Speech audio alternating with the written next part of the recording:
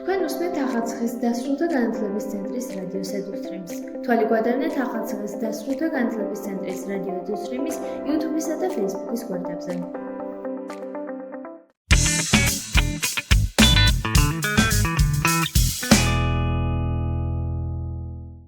დღევანდელ გადაცემაში მოისმენთ რუბრიკას განათლების გზამკვლევი.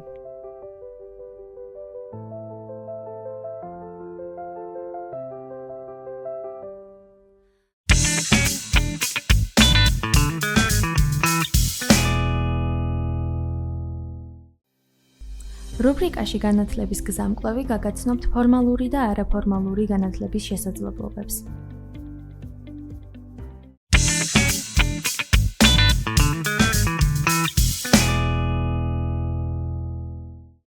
მოგესალმებით, ეთერშია გადაცემა განათლების გზამკვლევი. მე ნანა ყავრელიშვილი ვარ. დღევანდელი ჩემი გადაცემის სტუმარი გახლავთ სალომე ბერძენიძე, რომელიც რამდენიმე დღის წინ დაბრუნდა საქართველოში. ის ერასმუსის გაცვლითი პროგრამით იმყოფებოდა კვიპროსზე, სადაც საკმაოდ საინტერესო თეორიული და პრაქტიკული გამოცდილება მიიღო. დღევანდელ ჩვენს გადაცემაში ვეცდებით, რომ სალომესგან გავიზიაროთ მისი ცოდნა, გამოცდილება, უფრო მეტად გაგვარკვიოს თემატიკა მითებისა და ფაქტების შესახებ, ამიტომ დარჩით ჩვენთან ერთად. მოგესალმებით, სალომე. მადლობა რომ ჩვენი გადაცემის სტუმარი ხართ. მოგესალმებით, მეც მოხარული ვარ, რომ დღეს აქ ვარ.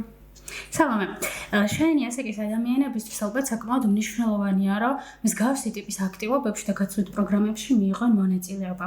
გაგვიზიარე, რატომ გადაწყვიტე ამ გაცვლით პროგრამაში რომ მიიღო მონაწილეობა, რა იყო შენი мотиваცია და რა გზა გაიარე იმისთვის, რომ შენ ის საინტერესო მოკლევადიანი კურსი გაგევლო კვიპროსზე? პირველ რიგში მინდა დავიწყო თავიდან. დაახლოებით 13 წლის ვიყავი, როდესაც ზოგადად დაინტერესდი ასეთ ტრენინგებით და ზოგადად არაფორმალური განათლებით და აქტივობებით და იქიდან მოყოლებული სულ აქტიურად ვესწრებოდი სხვადასხვა თემატიკის ტრენინგებს, ვერთობოდი სხვადასხვა აქტივობებში, პროექტებში და სულ მინდოდა, რომ გაცვლითი პროგრამით წასულიყავი სხვა ქვეყანაში, ეს გამოცდილება მიმეღო, შთაბეჭდილებები და ეს ემოციები, იმიტომ რომ სულ რო ჩამოდიოდნენ ხოლმე ახალგაზრდები და ყვებოდნენ ხოლმე თავიანთი ემოციების და გამოცდილების შესახებ, ჩემში უფრო და უფრო მეტ мотиваცია იქნებოდა, რომ აი მეც წავსულიყავი და მოგეხსენებათ ახალციხის დასრულთა განათლების ცენტრი სრულად არის პარტნიორი ორგანიზაცია Umbrella-სი, რომელიც არის გამგზავნი ორგანიზაცია და ამ ცენტრმა გამიწია რეკომენდაცია, რადგანაც მოხალისე ვარ ამ ცენტრის, აქტიურად ვიყავი თითოეულ ტრენინგში და აქტივობაში ჩართული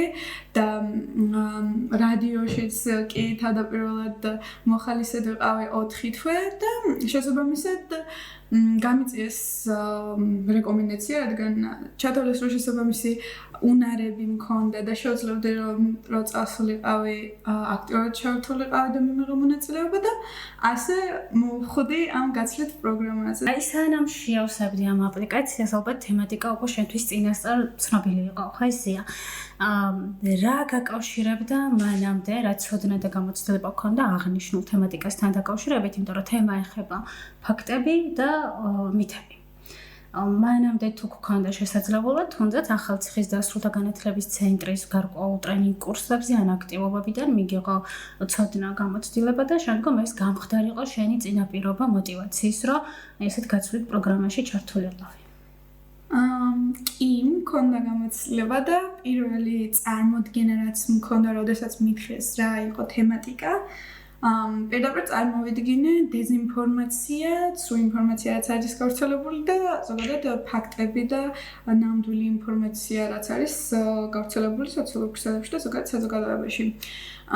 და ასეთ ტრენინგებზე ნამყოფი ვარ არაერთხელ და ძალიან საინტერესო ტრენინგები, იმიტომ რომ ბევრი ისეთი უნარი ვისწავლე, რაც შემდგომში გამომადგა, რომ რაღაც ყალბი ინფორმაცია ამომეცნო და ბევრი რამეს დამაკვირვა და დამაფიქრა, თქვათ, როდესაც ინფორმაციას ვკითხულობდი უკვე შემდეგ. და ამიტომაც უფრო მეტი ინტერესი გამიჩნდა, რომ წავსულიყავი და უფრო მეტი мотиваცია, რომ სწორედ ამ თემაზე წავსულიყავი ამ გაცვლით პროგრამაზე. სანამ ისე უშუალოდ გაცვლითი პროგრამის მიმდინარეობაზე, იმ ტრენინგ კურსებზე ვისაუბრებ და იმ ცოდნა გამოცდილებაზე, რისი გაზიარებაც გვინდა ჩვენ დღეს ჩვენი მაყურებლებისთვის, საინტერესოა გაგვიზიარო შენი შთაბეჭდილება, როგორია უცხო მიწაზე, უცხო კულტურის ადამიანებთან შეხვედრა და ამასთანავე მონაწილეები. ანუ ისინი ალბათ სხვადასხვა ქვეყნის წარმომადგენლებიც იქნებოდნენ. ერთგვარად რომ შეგვიჟამო შენი ვოიაჟი, აი ამ უცხო ქვეყნის გამოცდილება, როგორი იყო შენთვის? ჩემს შთაბეჭდილებებს რაც შეეხება, პირველად რომ ჩავედით და იქ აეროპორტში ვიყავით, ისე მოხდა რომ ყველა ერთად დავემთხვით ყველა ქვეყნიდან და ყველა ერთად შევიკრიბეთ და აი ავტობუსშიც ერთად მოგვიწია და თავიდან ყველანი ჩვენ ჯგუფებთან ერთად ვიყავით ჩვენ ქვეყნებთან ერთად და ანუ ძირითადად ერთმანეთში კომუნიკაცია არ გქონდა.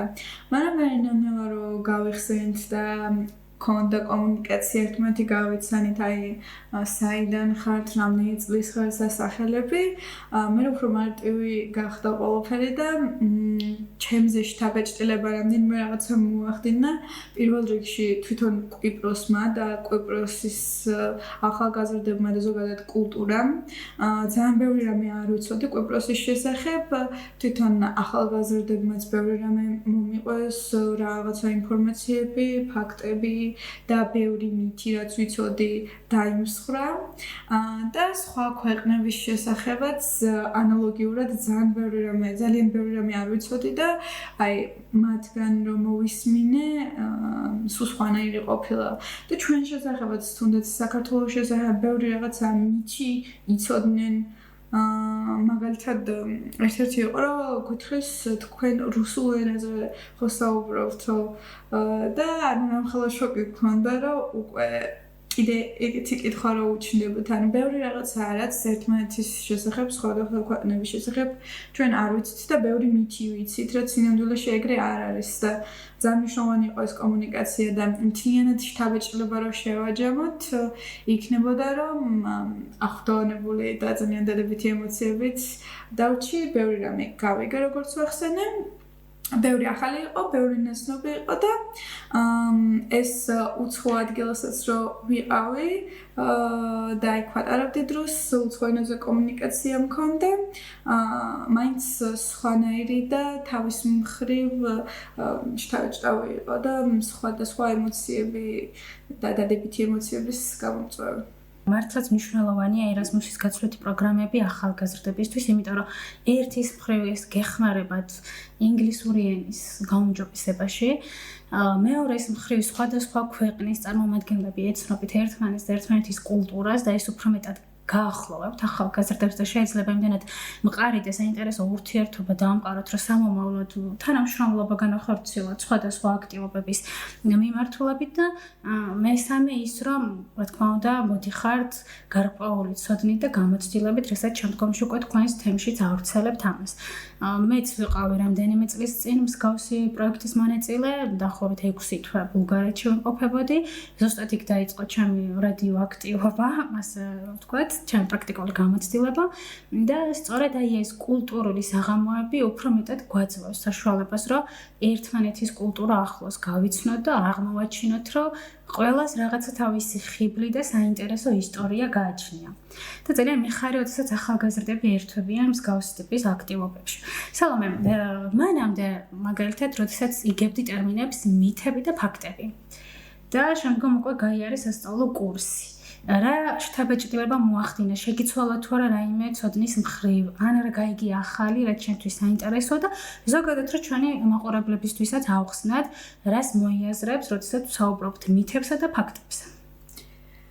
თავდაპირველად როგორც ვახსენე, მე მეგონა ზოგადად დეზინფორმაციული რაც მითები იყო და რეალური ფაქტები რაც იყო გავრცელებული და კონკრეტულად იქ რო ჩავედი, იყო სამი მიმართულებით უფრო იყო ბერძნული მითოლოგია, რაც არის ძალიან ცნობილი ალბათ მითოლოგია და ყველა მითის რაღაცა ნაწილი და რამდენი მითი ბერძნული მითოლოგიიდან და განვიხილეთ ეს ნაწილი და ამ მიმართულებითაც მოვუსმენთ სხვადასხვა მითებს, საიდან წარმოიშვა და კიდე იყო ნაწილი, როდესაც გადავედით უშუალოდ ზოგად მითებზე, აი მაგალითად სხვადასხვა სფეროებში, მედიცინაში, ასტროლოგიაში, ცხოველებთან დაკავშირებით და ესეთი მიმართულებები იყო და თითოეულ ქვეყანაში რა მითები და ფაქტები იყო გავრცელებული ამ მიმართულებით.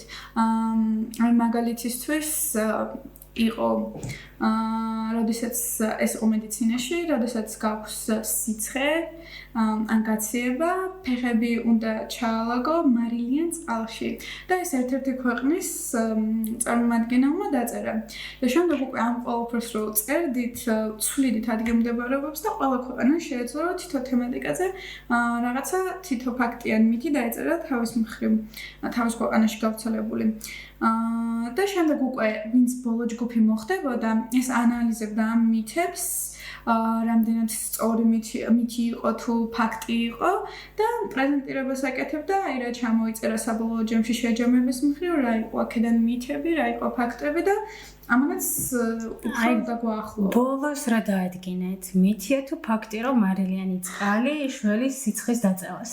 მარილიანი წყალი ბოლოს თქვით, რომ ეს იყო მითი, იმიტომ რომ მარილიანი წყალი არ აკეთებს, მაგრამ ერთი იყო საქართველოდან ძმარში ძვრიანი ნასკები გამიგია, როდესაც სიცხის დროს აწმევენ.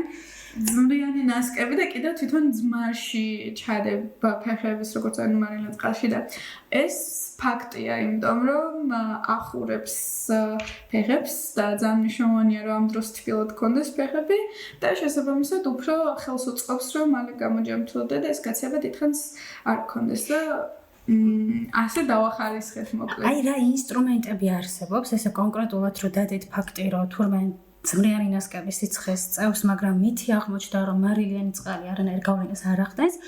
ანუ ამ ტრენინგ კურსებზე რა ის ინსტრუმენტები შეისწავლეთ, რომელიც გვეხმარება, რომ მითები და რეალობების განსხვავებები შევძლოთ. თან მით უმეტეს, როდესაც მაგალითად ხალხურ მედიცინაზეა საუბარი და აი ოდითგან ესე იყო, რომ ამბობენ, ხო? ან თუნდაც მითოლოგია ახსენე, საბერძნეთს ძალიან დიდი მითოლოგია აქვს თავის მხრივ და საინტერესო ფაქტებიც, რა თქმა უნდა.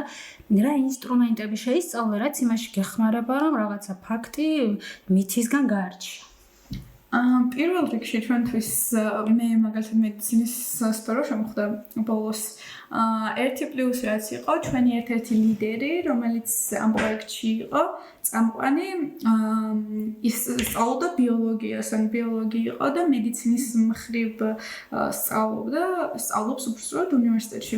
და რაღაცეებში ის მოვიხმარეთ, რომ გაგვეგო რაღაც კონკრეტული ფაქტები და მითები რამდენად სიმართლე იყო ტყუილი. ამიტომ ადამიანი ვნახეთ, ვინც ერკვევა ამ სფეროში და ეგ ერთ-ერთი ასე რომ ვთქვათ შესაძლებელია რომ იმისთვის დავადგინოთ შესაძლებელია რომ დაადგინო ხო არსებობს თუ არა კიდე რაიმე სხვა მიდგომები? კიდე ზოგადად როდესაც ასეთ ინფორმაციას ძირითადად დეზინფორმაცია გვხდება სოციალურ მედიაში, იმიტომ რომ ერთ-ერთი ყველაზე გავრცელებული საშუალებაა რაღაცა ინფორმაცია მიიღო, წაიკითხო ჩვენ დღევანდელ სიტუაციაში და დღევანდელ საუკუნეში. და ამისთვის ცნობილი საშუალებები არის ის, რომ პირველ რიგში, როდესაც რაღაც ინფორმაციას ხედავ, უნდა შეამოწმო ვინ არის ამ ინფორმაციის გამომქვეყნებელი, ან ვინ წერს ამ ინფორმაციის შესახებ, თუ ეს კონკრეტული პიროვნება ან მედია არის, რამდენად სანდო მედია, ან თვითონ პიროვნება რამდენად სანდო არის, რომ სწორ ინფორმაციას გვაწვდის თუ არა, შემდეგ არის ეს თარიღები, როდის არის ეს ინფორმაცია დაწერილი და შემდეგ თემატიკასთან შეადარებ, რომ რამდენად იყო მაგ პერიოდში ეს თემატიკა.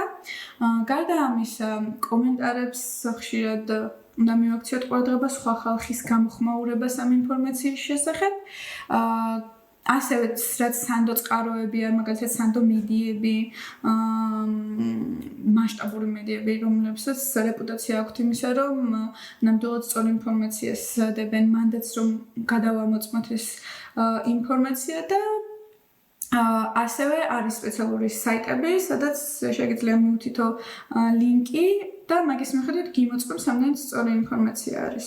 ხო, დღეს მაშინ, როდესაც უკვე ესე ინტერნეტ სივრცეში ვცხოვრობ და საკმაოდ ბევრი სოციალური მედია არსებობს, რთულია მართლაც ფაქტები და რეალობების გარჩევა მოახდინა ჩვეულებრივმა ადამიანმა, თუ ამაში არ ერკვევი და ვერ ერკვევი. ალბათ 10 წლეულების წინ მხოლოდ ვიკიპედია არსებობდა, სადაც ინფორმაციის ვიძებდით და ის სკოლის პერიოდში ენციკლოპედიების ხელმისაწვდომობა ბიბლიოთეკებში დღესაც არის და მაშინაც, მაგრამ უკვე ფაქტიურად გაჯეტებზე ვარ დამოკიდებული და რაიმე გვაინტერესებს თუ არა მინიმუმ ChatGPT-ს ვეკითხებით, რომ ეს ესეა თუ არ არის და შესაბამისად უნდა მოვახდინოთ ამ ინფორმაციების რეალურად გადამოწმება. მაგალითად, თუ გაიხსენებ, აი კიდე ამ ტრენინგ სასწავლო კურსის განმავლობაში რა აღმოჩნდა ისეთი ფაქტი ან მითი, რაც შენთვის უცხო იყო და სენსაცია, გარდა იმისა, რომ თურმე მარილიანი წყალი ეგონათ, რომ სიცხეს წევდა, მაგრამ ეს ისე არ ყოფილა. ჩემთვის ეგეთი მითი და ძალიან საინტერესო იყო ის, რომ საქართველოდან იყო ეგ დაწერილი და ჩვენმა ახალგაზრდებმა, რომელიც საქართველოდან უყავით წამოსული, ისევ მათ დაწერეს და მე არ ვიცოდი აქამდე, იყო რომ ბავშვი, როდესაც დაიბადება, თავიდან 1 წლის განმავლობაში მისი მატრასის ქვეშ დებენ დანას, რომ ჯანმრთელი იყოს ეს ბავშვი. და ანუ ეს აქამდე მართლა არ ვიცოდი და ძალიან შოკირებული გავხდი. დავრჩი და კიდევ როდესაც შეხვდება ბატონები, წითლად ღებავენ მთელ ოთახსო და შენ წითლად უნდა ჩაიცო და ანუ ყოველფერში მსკაში წითელი უნდა იყოსო და ანუ ეს იდეაში საქართველოდან იყო დაწერილი და მე წარმოდგენაც არ მქონდა ამის შესახებ. და გარდა ამისა, რაც ცნობილი, ძალიან ცნობილი მითი არის კვიპროსიდან თვითონ, აი ყველგან აბსოლუტურად შეხვდება, სადაც რომ წახვიდე, არის აი ლურჯი თვალი რო არის, თუ იცით, მაგაზე არის მითი, რომ ეგ თვალი გიცავს, რომ თვალი არ გეცეს. და ეგ მარტო კვიპროსზე არა, საქართველოშიც ესეა, ანუ მიაჩნიათ, რომ ეს თვალი საქართველოში თითქოს და ანუ გააჩნია მაგალითად რელიგიის მხრივ არის მიღებული. რელიგიის მხრივ არა, მაგრამ ხალხში როგორც ხალხურად მიღებულია. ხო და თვითონ ანუ აქ ისე ძალიან არ არის, იქ კვიპროსზე თუნდაც ის ტურისტული სამაჯურები და ყველაფერი, ანუ ყველაფერზე თვალი ეხატა აბსოლუტურად. სადაც რაზეც არ უნდა შეგიხედა, ყველგან ეს არის კვიპროსის დამახასიათებელი სიმბოლო, შეიძლება ესეც უფრო მივიჩნიოთ. კატების მე უკვე თვალი, ამიტომ რომ კატებიც ძალიან ბევრი იყო კვიპროსზე, ყველგან ძაღლია, ერთი ძაღლი არ იყო ქუჩაში, ანუ ჩვენთან როგორც არის ესე უკეთრო ძაღლები რო დადიან და რა ყველგან არიან თითქმის ერთი ძაღლი არ შემოხვედრია იქ არ სადაც დიდ ქალაქში და არც მე სადაც ვიყავი კონკრეტულად მან ძალიან ბევრი კატები კი იყვნენ მაგრამ ძაღლები არა. ხო და ეგ იყო ერთ-ერთი მითი მაგ თვალის შესახებ რომ ანუ არ ველოდი ეგრე ძალიან თუ სწამდათ მაგის რომ ეგ თვალი გიცავს რომ თვალი არ გეცეს. სალამე, თუ გაიხსენებ როგორი იყო შენი სასწავლო კურსის პროგრამა, მარტო თეორიასთან ერთად არ იქნებოდა რა თქმა უნდა მის მიმდინარეობა და გარკვეული აქტივობები და პრაქტიკული სამუშაოებიც გექნებოდა ეს რომ გაგვიზიარო როგორ მიმდინარეობდა ეს მოკლევადიანი სასწავლო კურსი. თავდაპირველად რო ჩავედით პირველი 2 დღე ძირითადად დაეთმო იმას, რომ ერთმანეთი გაგვეცნო, სახელები გვესწავლა ერთმანეთის, უფრო დაახლოებული ყავით და ერთმანეთში კომუნიკაცია გქონოდა და აქტივობებიც ძირითადად მორგებული იყო მაგაზე. შემდეგ უკვე გადავედით უფრო მითოლოგიურ საკითხებზე, თქვათ ბერძნულ მითოლოგიაზე, ჯგუფურ მუშაობაზე, ისევ დაახლოებისთვის და რაღაცა აქტივობები ქონა მაგალითად ერთ-ერთი და ისეთი აქტივობა იყო რაც დამახსოვრდა გაცნობის პერიოდში რომ ერთმანეთის სახეები დავხატეთ, ოღონდ გადავაცემდით ხოლმე ამ ფურცელს ჩვენი სახეთი და ყველა რაღაცა ნაწილს სახატავდა სახის. და ერთმანეთის სახეები დავხატეთ და შემდეგ უკვე მითების რო ვსწავლობდით და მითებზე ინფორმაციას ვიღებდით, ჩვენი საკუთარი მითიური არსება შევქმნით, ჩვენი საკუთარი მითიურ ქვეყანასთან ერთად და ყველაზე საინტერესო ალბათ იყო ფორუმ თეატრი დავდგით თითო ქვეყანამ ერთი ან მითი, ან ისეთი ამბავი წარმოიღო თავისი ქვეყნიდან, რაც ცნობილია და რომელსაც ჰქონდა ტრაგიკული დასასრული. და შემდეგ სხვა ქვეყნის მონაწილეები ეცადნენ რომ ჩარეულიყვნენ და ეს დასასრული შეეცვალათ. აი საქართველოს რა წარადგენთ? ჩვენ მაგალითად მითებზეც ფიქრობდით თავიდან რომ აი მითი რამე წაგვეღო და ამირანის მითიც ქონდა ვარიანტები, მაგრამ შემდეგ გადავწყვეტეთ რომ ერთ-ერთი ყველაზე ცნობილი ამბავი და რაც ალბათ ყველამ ვიცით არის შუშანიკის ამბავი და შუშანიკის წამების შესახებ წამოვიღეთ ეს ეპიზოდები ვარსქენისა და შუშანიკის დამოკიდებულება, რაზე იყო კონფლიქტი და ბოლოს დასასრული როგორ წამოვიდა და ეს ყველაფერი წამოვიღეთ როგორც ფორუმ თეატრი. სხვათა შორის ისე დაინტერესებულები იყვნენ და ისე უსმენდნენ, რომ ერთმა ლიდერმა თქვა, რომ ვერ გადავიღე ვიდეო, იმიტომ რომ ვტიროდიო მთელი ამ ფორუმ თეატრის განმავლობაში და მე ვფიქრობ, რომ მაგის გათვალისწინებით ძალიან კარგად გამოგვივიდა და რეალობა როგორ შეცვალეთ აი ამ ფორუმით, როგორ შეგიცვალეს სხვა მონაწილეებმა? გადაწყვეტეს, რომ პეროზ მეფე უნდა ჩაენაცვლებინათ და როდესაც ვარსქენი მივიდა და უთხრა რელიგია შევიცვალე და ახლა მთელი ჩემმა ოჯახმაც შეიცვალაო. პეროზ ათქმევინეს, რომ არ მინდა რელიგიის შეცვალა და საერთოდ არ მინდა შენთან კავშირი და გააბრუნეს ვარსქენი უკან. და საბოლოო ჯამში არც იქამდე მივიდა მე რომ შუშანიკის რელიგიის შეცვლა დაეძალებინა შუშანიკისთვის და ზოგადად ტრაგიკული დასასრული ქონოდა. და ეგრე გადაწყვეტეს, რომ თავიდანვე შეეცვალათ. და ბოლოსკენ უკვე ეს მითიური მითები რო წამოვიღეთ და ის აქტივობაც რო გაგიზიარეთ სხვა თემების შესახებ, ბოლოს იყო უკვე ცოტა დამშვიდობების აქტივობები, რომ შეგვეჯამებინა ვიდეოები ჩავწერეთ მთელი გაცვლითი პროგრამის შესახებ, წარვადგინეთ ეს ვიდეოები, ჩვენი ემოციები და ეგრე ასე ვთქვათ დავშვებება მოვაწყეთ და გარდა მაგისა რომ ყოფილიყო თემატიკა მითები და ფაქტები და ეს ყველა აქტივობა გაგვეკეთებინა როგორც ვახსენე ქონდა კულტურული საღამოები თითო დღეს ორი ქვეყანა წარადგენდა თავიანთ ქვეყანას თვითონ სასტუმროს ქონდა კვიპროსის კულტურული საღამოები და სიმღერები, ცეკვები და საჭმელები და ეგეთ რაღაცები დავათვალიერეთ ვუყურეთ და გავიგეთ სხვა ინფორმაცია და ქონდა გასვლითი ღონისძიებები. იყო ლაშქრობა, ერთი იყო მანდუე ტურისტული სოფელი ქონდათ, რომელიც ძალიან სოფელი იყო, სხვათა შორის დავათვალიერეთ ისტორია გავიგეთ, ეგეც აქტივობებით ეწერა დავალებები, რომ აი თქვა წადით ამ ადგილას და აღმოაჩინე გადაიღეს ფაქტიურად ეს აქტივობა იყო ჩასმული ერთ-ერთი. და მესამე იყო დიდ ქალაქში გავედით, ინტერვიუების შესახებ გითხარით უკვე, რომ უნდა ჩაგვეწერა და მე თავისუფალ დრო მოგცეს, რომ ჩვენთან დაგვეთვალიერებინა და რამე საჩუქრების უენინების პრეთოთ გვჭირდებოდა, ეგეც გავკეთებინა. სალომე, ასევე როდესაც საქართველოში დაბრუნდი, გქონდა შეხვედრა ახალციხის დასრულთა განათლების ცენტრში ახალგაზრდებთან, რომ გაგიზიარებინა შენი გამოცდილება. მცირეოდენ ინფორმაცია ამაზეც რომ მოგვეწოდა. კი ბატონო, ჯერ პირველ რიგში ჩამოვედი სადედად ახალგაზრდებმა გამიკითხეს, რომ აი რა მოხდა, როგორ მოხდა და შემდეგ უკვე რომ შემომჩნია, რომ ძალიან დიდი დაინტერესება იყო, გადავწყვიტე, რომ შეხვედრას რაც უნდა ჩამიტარებინა follow-up-ის სახით, ასევე მიმეწყნა ამ გასვლითი პროგრამის შესახებ, ჩემი გამოცდილების შესახებ და ზოგადად გასვლით პროგრამებზე მესაუბრა, რომ რა შესაძლებლობები აქვთ.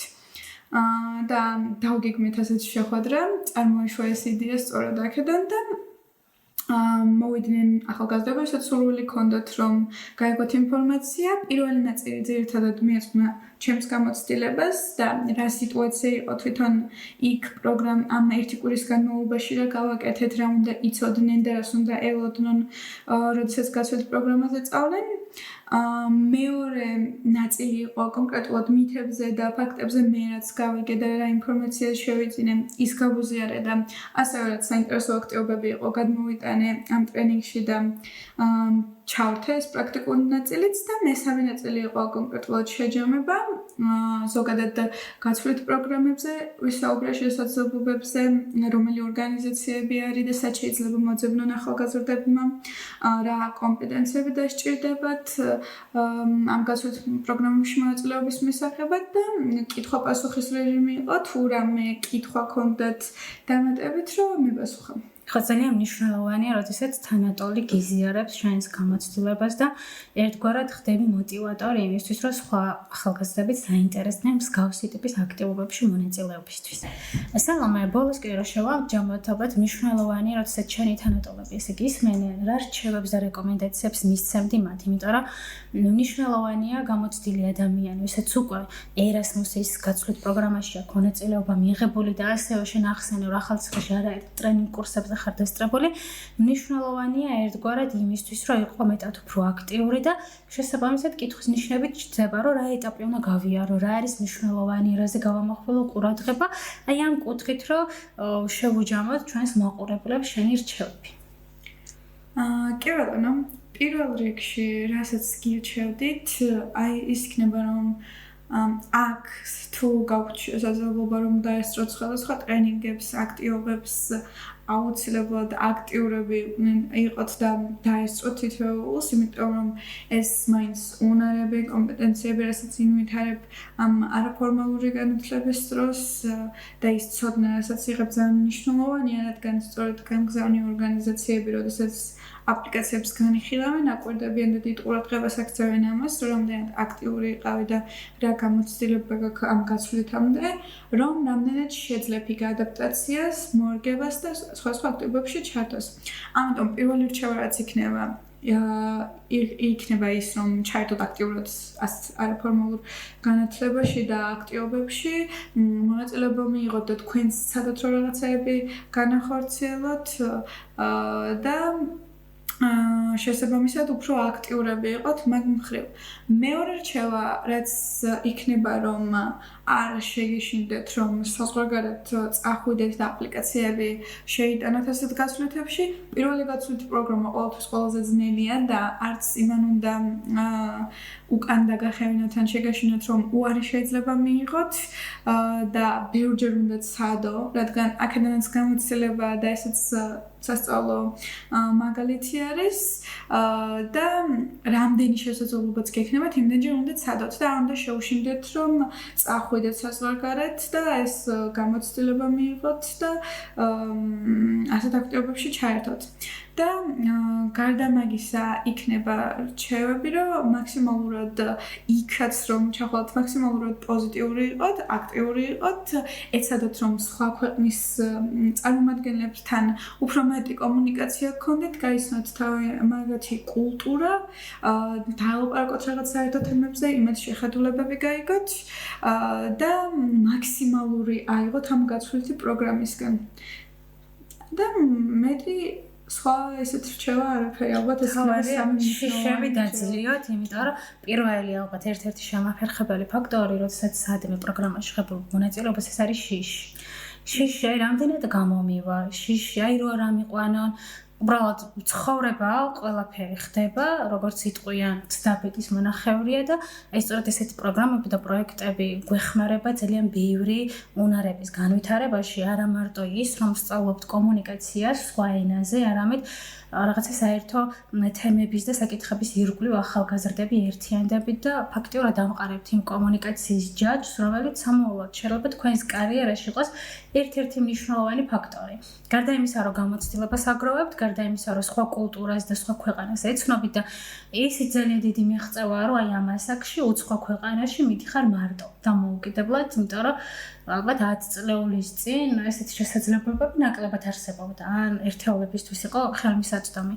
ამიტომ სალომეს რჩევა გაითვალისწინეთ, პირველ რიგში მოინდომეთ, რომ სხვადასხვა ტიპის აქტივობებში ჩაერთოთ, რაც თქვენს ერთგვარ CVs და რეზიუმეს გამოადგება. მეორეს მხრივ ეცადეთ, რომ აქტიურად აგზავნოთ ეს აპლიკაციები და შიშები დაძლიოთ და როგორც სალომე თქვა, ბევრ უცხო ქვეყნის ახალგაზრდასთან დამყაროთ კომუნიკაცია, შეხედოთ პოზიტიურად და ბევრი საინტერესო უნარები და ცოდნა წამოიღოთ, ისევე როგორც სალომემ გაგვიზიარა მითებისა და ფაქტების შესახებ თავისი ცოდნა, ასევე ქონდა საშუალება, რომ ახალციხის დასრულთა განათლების ცენტრში ჩაეტარებინა საინფორმაციო შეხვედრა ახალგაზრდებისთვის და თავისი ეს ცოდნა გაეზიარებინა. სალომე, ძალიან დიდი მადლობა, მინდა წარმატებები გისურვო, იმიტომ რომ დარწმუნებული ვარ ეს შენთვის ბოლო გაცვლითი პროგრამა არ არის, იმიტომ რომ წინ საკმაოდ საინტერესო გზა გელოდება, იმიტომ რომ არსებობს სხვა გრძელვადიანი ერასმუსის გაცვლითი მოხალისეობრივი პროგრამები, ამიტომ შენი ერთ-ერთი მიმართულება იქნება, სადაც აქტიურად ჩაერთვები.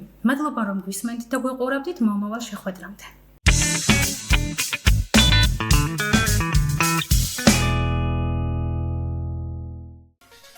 გადაცემა მომზადებულია ახალციხის დასრულთა განათლების ცენტრის მიერ პროექტის რადიოს ძალის ფარგლებში. რადიო ფუნქციონირებს გერმანიის საგარეო საქმეთა სამინისტროსა და დილების საერთაშორისო მხარდაჭერით.